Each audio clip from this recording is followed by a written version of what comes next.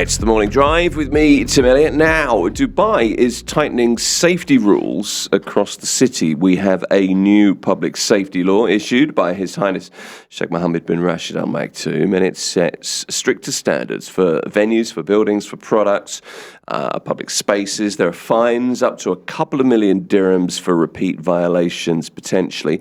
Takes effect in June this year. Now, for businesses, for event organisers, for property managers, it means, or could mean, new compliance requirements, safety plans, inspections, potential liability if standards are not met. So this week's edition of The Fine Print, that's the topic. Raymond Kisswany is a partner at Davidson Co, here to break down what it means for businesses, what it means for us all, really. Raymond, nice to see you. Very nice to be here back in the studio again. Good to have you here. It was Zoom last week, and we've got the pleasure of your company today. Absolutely. This is a big one. This is quite a change. So I thought what we could do is look at the background, first of all. This is a legislative update that replaces a 23-year-old local order on public health, community safety. So take us through the shift from that order.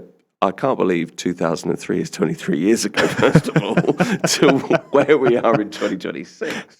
I know. Isn't it crazy when somebody says 20 years ago and you're like, oh, so that was some 1990, and you're like, oh, wait a minute, that was... No, it's like, I look at policemen, they're getting younger. That's a sign. Yeah. That's when I stopped following professional sports, is when I got older than the players that are retiring, I think. I'm so with you. That's when I stopped.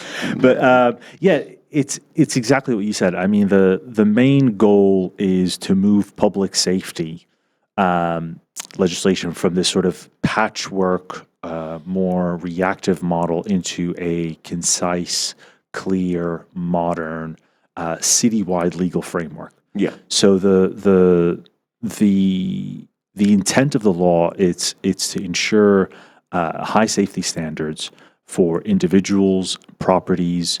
It's to support sustainable development, reduce injuries, fatalities, property damage, ensure that the safety of the public and public services and products in the entirety of the market, and to establish preventative standards across the entirety of Dubai.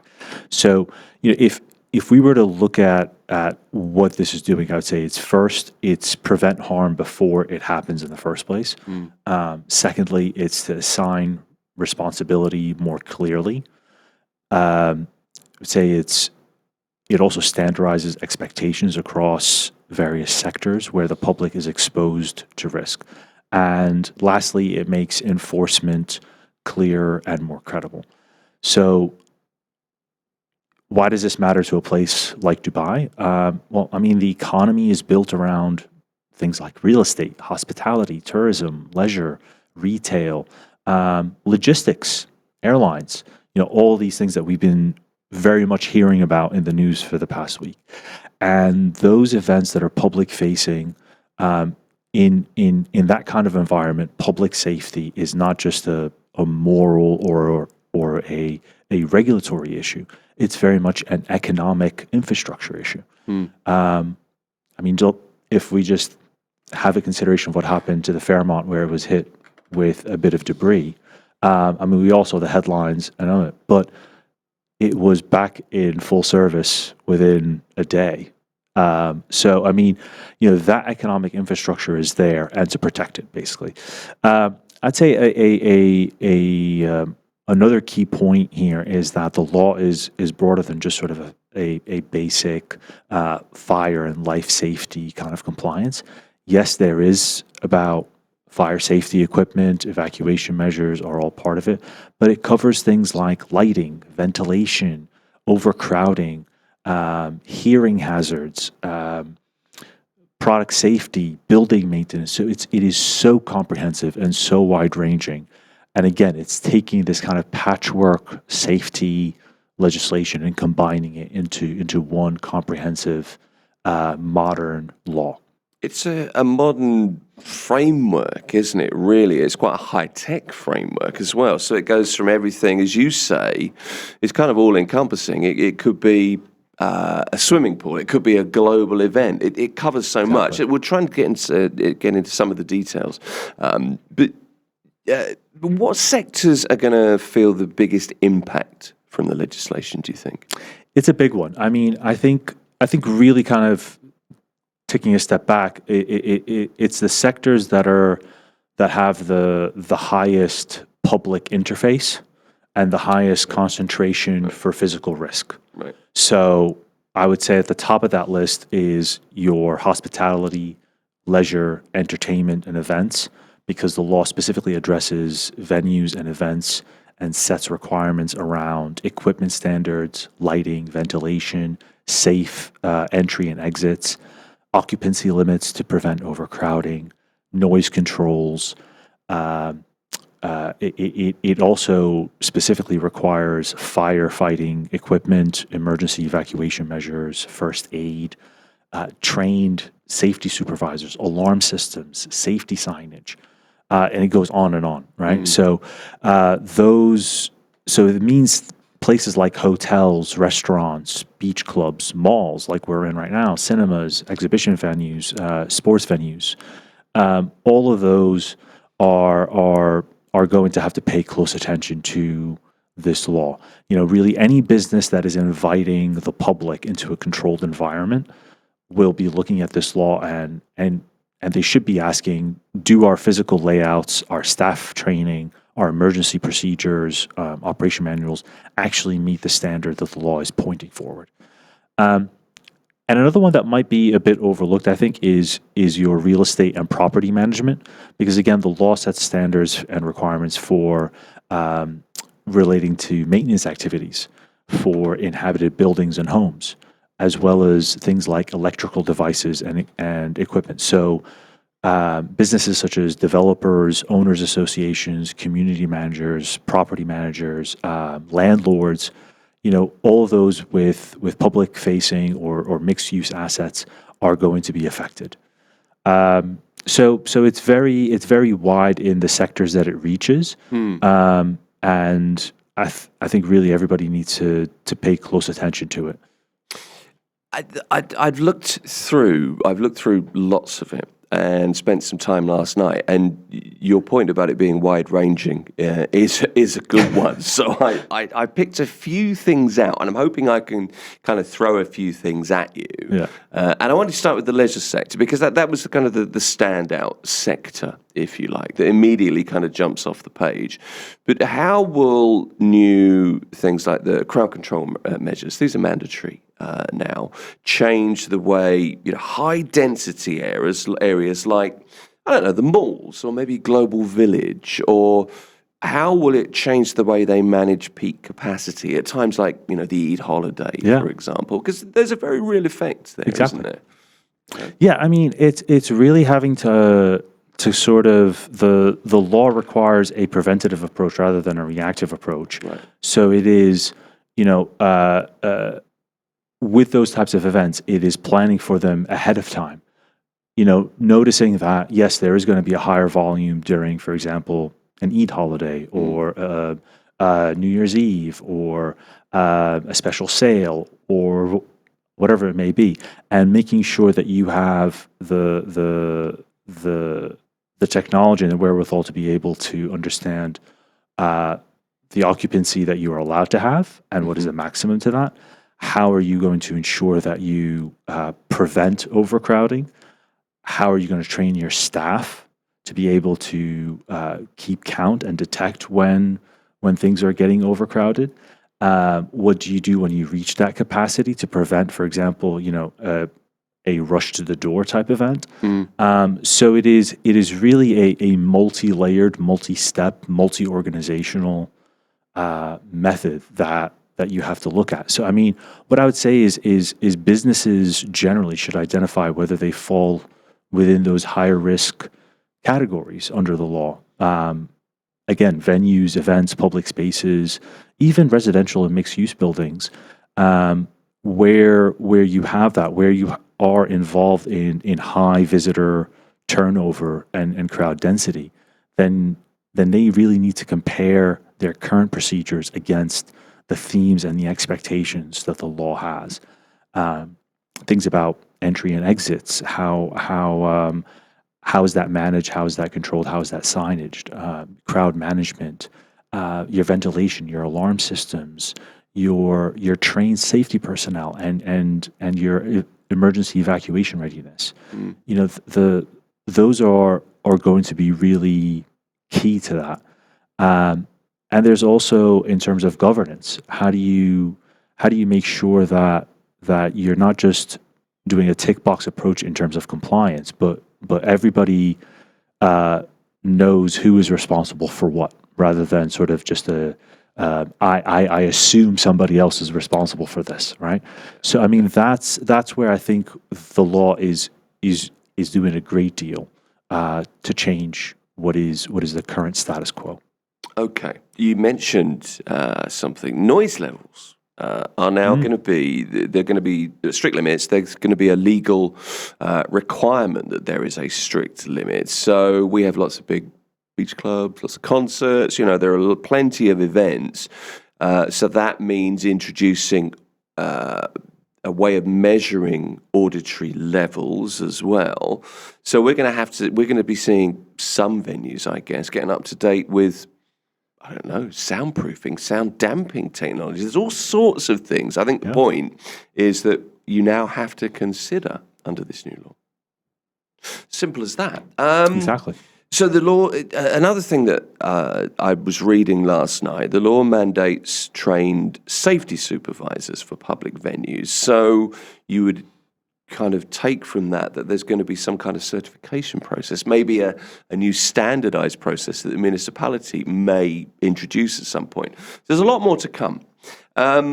One thing I wanted to talk to you, and this will be, you know, in mind, I suppose, for lots of people, is swimming pools, beaches. That's something that the law covers. And it's about the legal liability. Does it shift legal liability from a management company, in the case of a swimming pool, for example, to an individual property owner if a pool isn't compliant after this comes in June? Because that's something that I was that's a really good question. Because, you know, I think a lot of people don't really understand how kind of ownership structures work a lot of times, because the pool in a hotel could be, you have the hotel that owns it, but you might have a separate company that maintains it, a separate company that is operating it, a separate company that is providing the lifeguards. The lifeguards, exactly. Right? Yeah. So you know, and where there is that shortcoming, it used to be that every party would point to the other, because a lot of them would have what's called sort of knock-on-knock indemnity clauses, or, you know, yes, we own the pool, but we have this management company that's operating it, so they're the ones responsible. The management company says, well, we only manage it, we don't provide safety. So the law is being very specific that you know, where there is this this kind of ownership structure, we need to have everybody be very clearly responsible when it comes to shortfalls. So you don't have this finger pointing event, or beforehand, you don't have this assumption of, well, I'm not responsible for the pool, they are, and they're thinking the other way around. And so it is no, you know, let us all have that preventative measure to begin with, and be very clear in where the responsibility falls. Okay. I mean, it applies to so many people. A lot of people living in compounds, there's a swimming pool there. Where's the responsibility? Where does liability lie? So hopefully there'll be some clarity with this law over something like that. I'm hopeful that there are no issues, of course. Another aspect of the law that kind of jumped out to me was the focus on safety during maintenance work in buildings that are occupied. Maintenance is an ongoing issue for many people, of course, but that's a personal thing. What specific electrical or structural safety standards do service providers, should they be providing, should they demonstrate that they're providing before they enter the home of a residence? Yeah, I mean, they haven't gotten into that level Is that's sort of granular details, specifics, not there? but yeah, I mean, there is the kind of, it is not giving kind of those specific details, but it is assuming that there's going to be notions before you even start, that you think about your business and what it is that you're about to do, that you create a safety protocol before you do that. Right. Okay. And then once you get started, that you have trained your staff, you have trained your protocols, you have trained your documentation in order to be able to provide that in a safe environment for both the maintenance workers as well as the people that are inhabiting the place while it is being maintained, right? So written code, if there isn't one in place, and if there is one in place, an updated structured code. Exactly. And there's a huge deal within the law about consistent training and skill upgrade and sort of running through various scenarios, so that it is not just a guideline is written and put in somebody's drawer and we have this guideline. It is no, actually, let's run through these drills. Let's run through these protocols and make sure that they are up to date and we are keeping with it. Gotcha. Okay. So if you're a business and you need to start preparing for this, what are the key kind of compliance steps that you should be looking at putting into place ahead of June?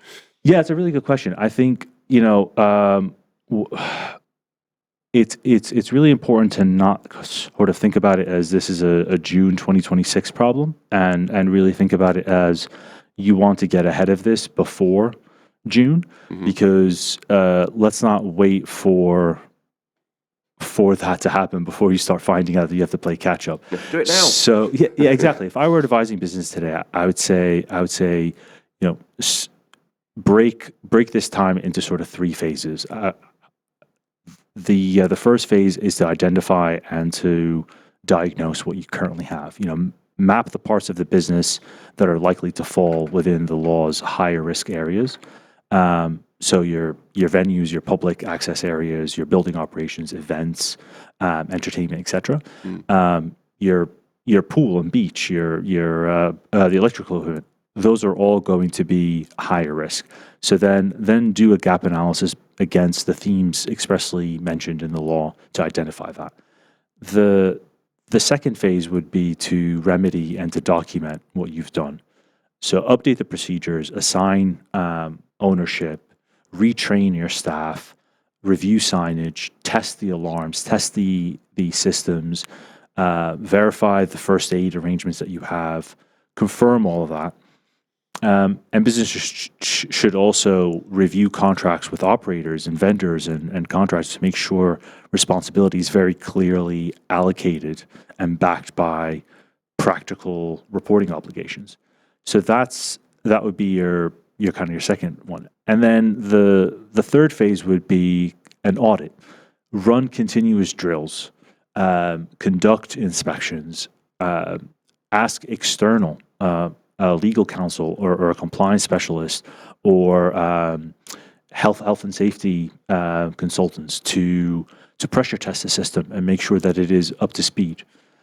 Because the question is not whether the policy manual just looks good. It's a question of whether the business can actually withstand scrutiny by an inspector if a complaint or an incident occurs. So those are a few things that I think you should do before June. I mean, we don't have that much time before June, frankly. So go through those three phases, and I think that you'd be in a much better position for when this law actually comes into effect. Okay. The other thing that struck me is, we talked a little bit about events, and we host some pretty big events. There are a number of fair-sized venues here now, but it means changes to safety procedures, doesn't it? Potentially as well, I guess. What kinds of, that's something that, event organizers or venue operators need to be thinking about right now, need to be thinking about constantly, of course, as well. Yeah, exactly. So, those bigger arenas, for example, the Coca-Cola Arena or Stadium, etc. Those are really, I mean, you can literally have thousands upon thousands of people in there at once. So it is ensuring. I mean, it doesn't get any higher risk than that, right? In terms of overcrowding. So making sure that your ticket sales are clear in terms of how much occupancy you can have for a particular event. Making sure that your entrance and your exits are clearly signed and operated. What is your fire equipment and your fire safety standards are like?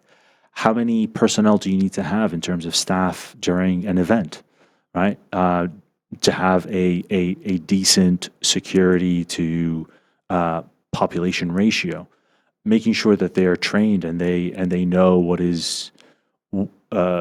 what to do in case of X emergency or that emergency. So it is a continuous event. It's not one of those where it's a one and done.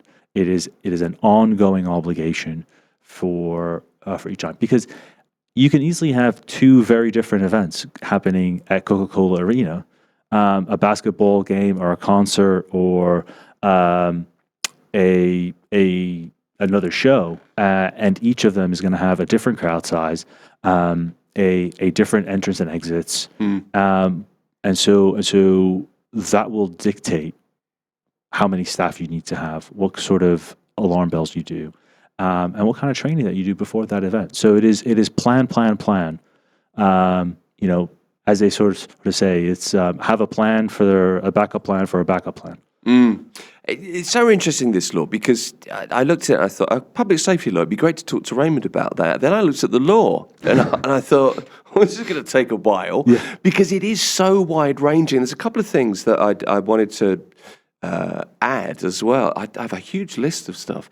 The law strictly prohibits tampering with city infrastructure or disposing of hazardous materials in regular waste as well. So it's very, very extensive. I just wonder if we're going to see some kind of new certified waste provider or something, so that if you've got anything toxic you need to get rid of, there's a way of doing that. So there's all kinds of lots of things that need to be implemented from the law, or which we will probably see implemented.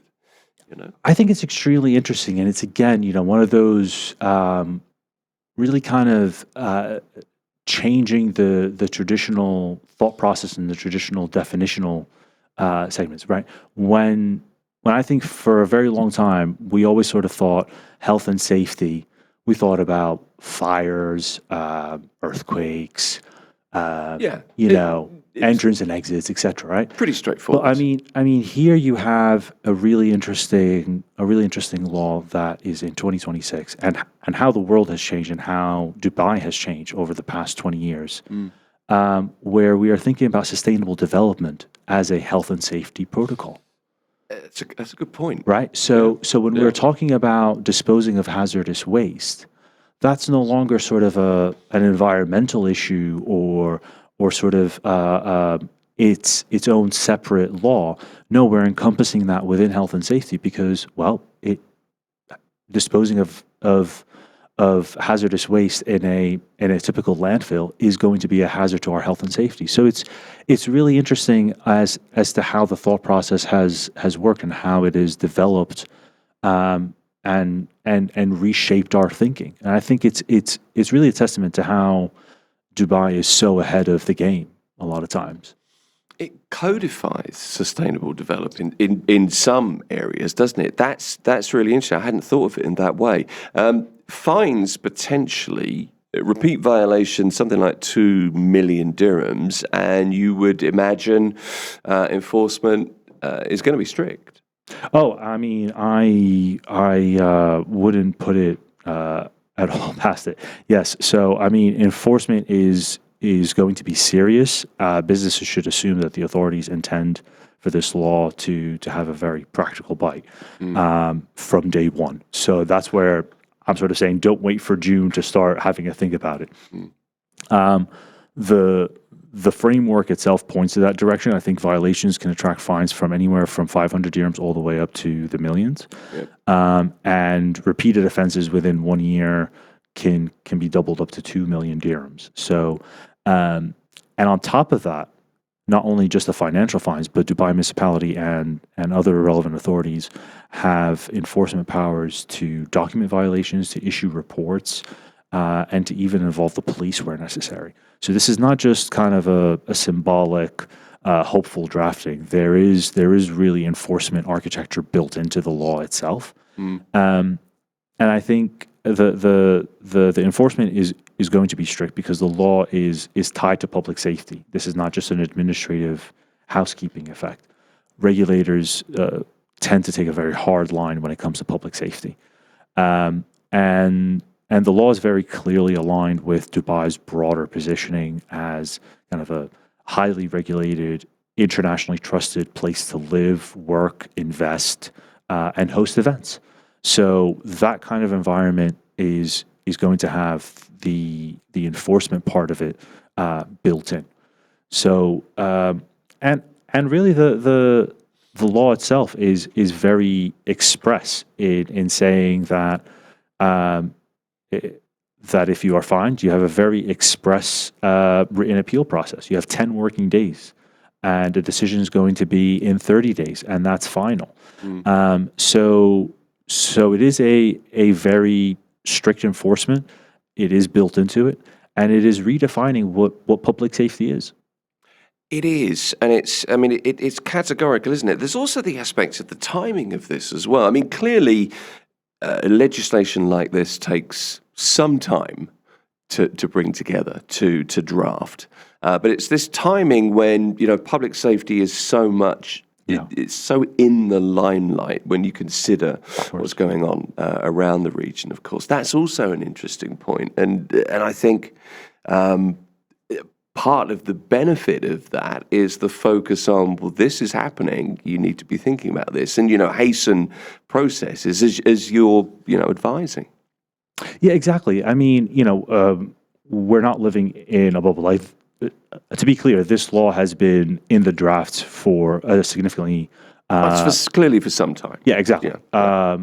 It is being rolled out, obviously, now. It will come into effect in June. And we are living for the past week under these international events where, for lack of a better word, it is a war zone. I know that Washington D.C. has a bit of an issue in terms of defining it that way, but when there is 1,000+ missiles and drones being shot over, for lack of a better word, that is a war zone. But it's more just about the way that Dubai has been for the entirety of the time that we have seen it, really, where even in events such as the fire that happened years ago, I think it was about 10 years ago, in the address on New Year's Eve. I remember that completely redrafted and rechanged the entirety of fire prevention and the entirety of facades across all buildings in Dubai.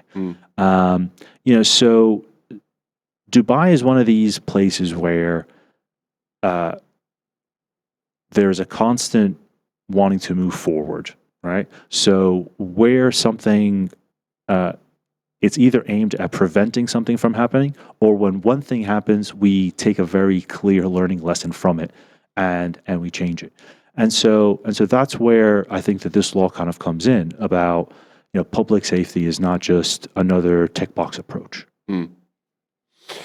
Do you know the other side that's interesting as well? I've talked to lots of legal experts, including yourself, over the last 5 or 6 years or so.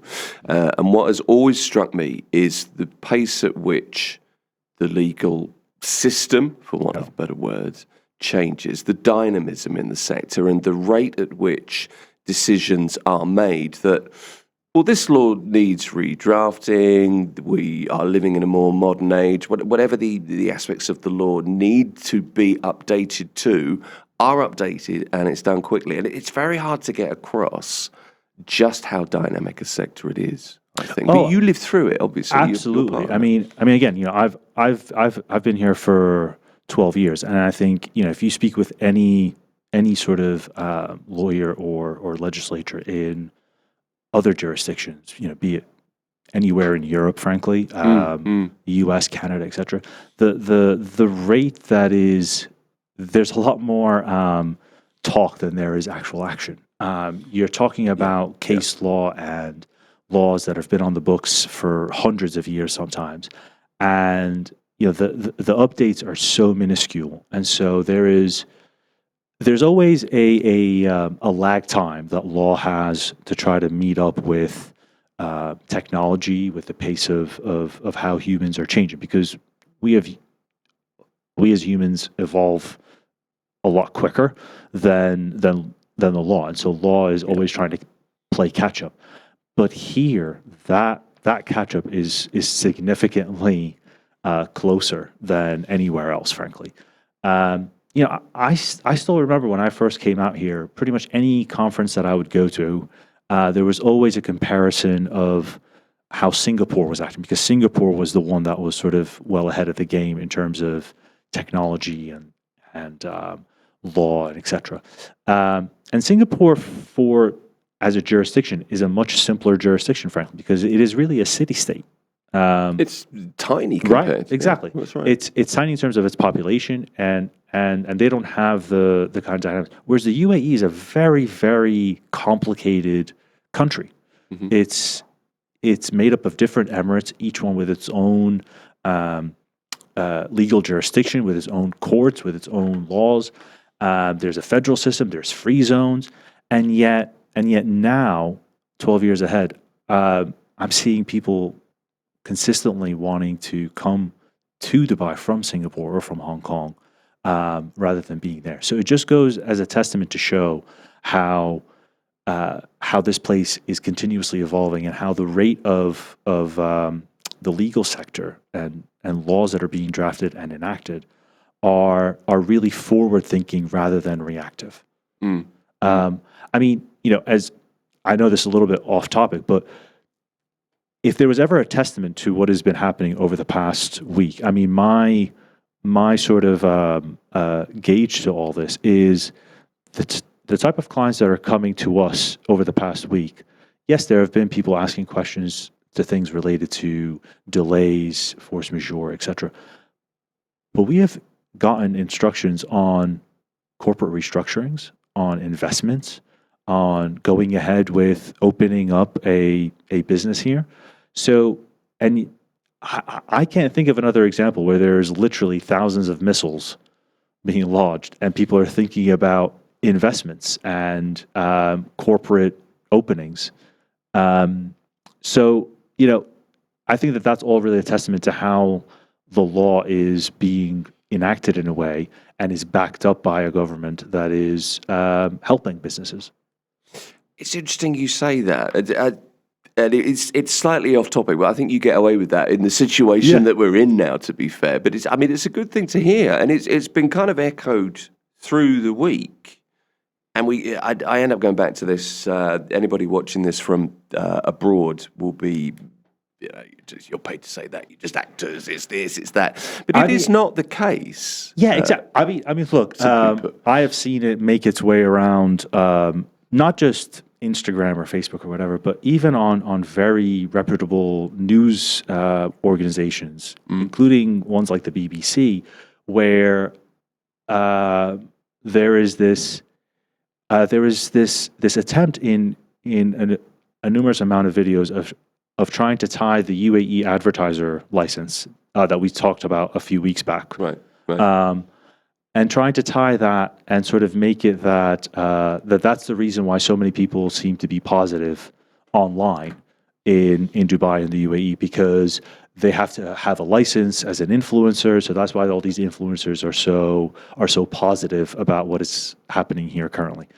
I think number one, it is a fundamental misunderstanding of how the advertiser license works in the first place, because as we talked about, it doesn't apply to influencers. It applies to anybody that is doing third-party promotion. It has nothing to do with government propaganda or anything of that sort. It's an advertising standards law. Exactly. Really. It's really just simply is if you are The quick summary to that is if you are an individual and you are making a promotional content for a third party, then you have to have this license for transparency. That is it. Yeah. It has nothing to do with the Dubai prosecutor following you to make sure that you're having positive content. Secondly, I'm a person that doesn't have an e-trader license. I don't have an advertiser license, and I think the majority of my stories have been very positive about what's happening here. So I think, but it is a fundamental either misunderstanding or misguidance of the situation. Because yes, it kind of is insane if you take a back step and think about that. There's been over 1,000 missiles, cruise missiles, and drones that have been shot over into the UAE, and yet most people are here. People are going about their day and their business with a degree of alertness, with a degree of worry, obviously. But there isn't this, wide panic, and businesses are, for the most part, operating as normal, and people seem to be going ahead with their business plans that they've already drawn up. When you're thinking about a corporate setup, that doesn't happen overnight. So, I mean, people aren't saying, "Oh, let's hold off on that." They're still continuing with it, and I think that really shows the trust in this place, but also I think it goes a bit like COVID, how this place handled COVID, how the government handled it, how the transparency handled it, that people felt safe, and they felt safe not just in their physical well-being, but in their investments, and that's continuing. So I don't know what else to say about it, frankly. But there is a great deal of confidence. The great irony as well is that COVID has become a test case in some way, hasn't it, for what we're seeing now. And the experience of COVID has, unfortunately, or well, fortunately, to be fair, it's become a positive experience in terms of what we learn and can apply to the situation now. Absolutely. I mean, look, I think COVID was a really interesting test case, as you say, because COVID affected every single corner of the earth, right? And I think for many of us, I have yet to meet somebody try to defend how a place like the UK or the US handled COVID versus here, right? And those of us that traveled around that time saw the differences between living in Dubai versus being in the UK versus being in the US, France, etc. So the situation that we're currently facing is obviously very different than that, but in the same way, it does require a unified government action, unified transparency, and those two things lead to resident and citizen confidence. Yeah, no, exactly right. And tell you what, we're a little bit over time, but hey, it's fine. Back to the public safety law. About that. Let's just look ahead to a few years. How do you, just to finish off, how do you see this law strengthening Dubai's reputation, if you like? Because it goes a great deal to reputation, public safety, clearly, but as a safe place to live, as a safe place to work, to host events, particularly with the backdrop that we have now in the region, these escalating tensions, there's a feeling in the air, of course there is, at a time like now, but this law, how do you see it strengthening? Yeah, it's really interesting. It's quite interesting because I think, even putting aside what has been happening over the past week, what this law will do, because Dubai especially has been attracting a lot of international conferences, a lot of international sporting events. So they're hosting a lot of that. There is a very, very thriving tourism sector here. And that's all just for the sort of the people that don't live here, for non-residents and for locals. And then you take that into the local population of, can I ensure that my business is safe? Can I ensure my employees are safe? Can I ensure that I and my family are safe? And if you've ticked off all of those boxes, then what more do you want, right? In terms of if you are a business owner of whatever business it is, you know that even if the business that you are running is not open to the public. So a law firm, for example, we're not having huge crowds into our office. But if I know that my office building is safe and secure, if I know that everything is working in it and everything is coded, that's a level of trust that I don't need to have a think about. Well, if there's an earthquake, because this place is prone to earthquakes, if there's a fire, if there's an imminent attack from a neighbor, that all these things are safe. It also attracts your tourists to all the fine hotels and resorts that we have here. It attracts your sporting events that you can go watch a basketball game, a golf tournament, whatever it is, and have that safety in the back of your mind, knowing that things are taken care of, and if there is an event, it's going to be taken care of. So, look, I mean, not all things are prevented.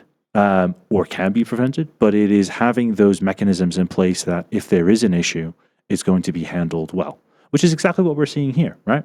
So, I mean, even if we look at the context of what's been happening over the past week, it was not within anybody's control in the UAE that we were going to have missiles and drones lodged at us. But there was foreseeability significantly well in the past to have defense mechanisms that were in place, people trained for it, infrastructure in place to be able to deal with it, and it has been dealt with it. So it's being able to prevent issues from happening in the first place, but if they do arise, we have mechanisms in place to deal with them. We've been talking about the new public safety law. It's been issued by His Highness Sheikh Mohammed bin Rashid Al Maktoum, and it sets stricter standards for venues, buildings, products, and public spaces. Takes effect in June. That's the fine print for today, our legal discussion here at Mirror Business FM. Raymond Kisswany is a partner at Davidson Co.